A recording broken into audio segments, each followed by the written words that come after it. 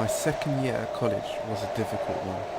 I wish I could say it was due to the organic chemistry, or boyfriend drama, or anything other than actually what happened. I loved my hallmates, my room, and the fact that the dining hall was less than 100 feet away. Obviously I spent a lot of time there, and I got to know the staff. I had worked in a restaurant for 2 years before heading to school, and I could identify the struggles that come with being a food service worker, especially because I was at a notoriously snobby school, so I sympathized with the staff, having to deal with the rich kids and their entitled bullshit. Most of the staff were lovely, but one in particular seemed to take a real interest in me.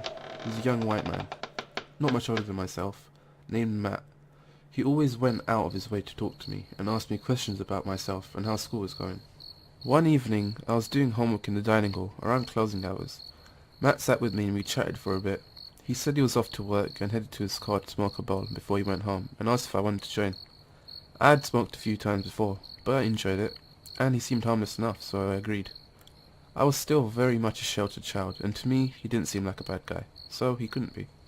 We lit up in his car in the parking lot behind the dining hall, and I got a glimpse of the real Matt. He ranted about how his ex-girlfriend had recently dumped him, called her names, and told me unnecessary details about what they did in bed. The virgin in me at this point was extremely uncomfortable, only made worse by the paranoia brought on by the weed. He also went on about how much he hated the students at my university, especially the girls, saying that they treated him less than human. I was completely speechless and didn't know how to respond. He tried to apologize for going off, saying that I was different and that he wanted to get to know me better. I remember blurting out that I needed to go, and I got the hell out of there. He got out too, and shouted after me to come back, and I thought he might chase me, but he didn't, and I got back in my room safely.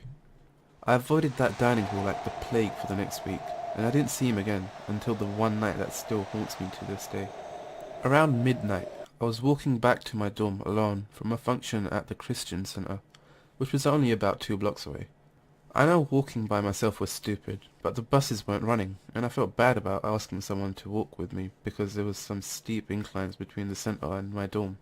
I was walking along an empty residential street that was just around the corner from my dorm, when I noticed a black SUV that was creeping along behind me. It was going so slow that it was hard not to notice.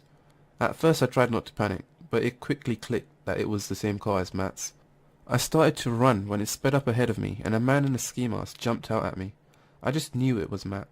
From here things went very fast. I tried to run the other way, but he grabbed me from behind and was struggling to get my wrists into handcuffs while simultaneously pulling me towards his car. I was screaming at the top of my lungs and fighting like hell. We fought each other for a few minutes like that before he dropped the handcuffs and I was able to slam my heel into his foot. I think those two things and my relentless struggling shook his confidence because he ran back to his car and sped off. Freaked out, I ran back to my room, constantly looking back to see if he was after me. Thankfully he didn't follow and I was able to call the police. I was very lucky that night, not only because I got away, but also because he was captured shortly after I called 911. He was arrested, and when the police searched his car they found handcuffs, duct tape, and a knife.